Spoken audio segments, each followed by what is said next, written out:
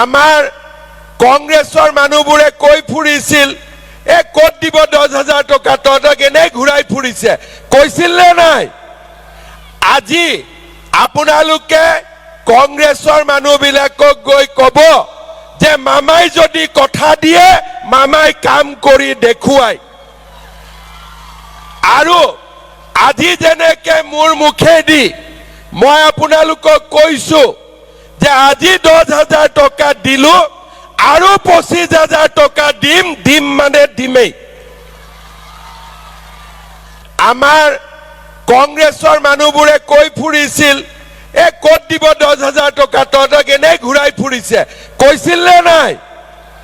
আজি আপোনালোকে কংগ্ৰেছৰ মানুহবিলাকক গৈ ক'ব যে মামাই যদি কথা দিয়ে মামাই কাম কৰি দেখুৱাই আৰু আজি যেনেকে মোৰ মুখেদি মই আপোনালোকক কৈছো যে আজি 10,000 টকা দিলো আৰু 25,000 টকা দিম মানে দিমেই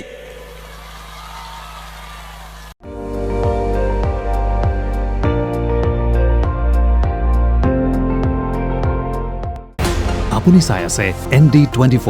সৰ্বশ্ৰেষ্ঠ নহয় সৰ্বোত্তমৰ দৌৰ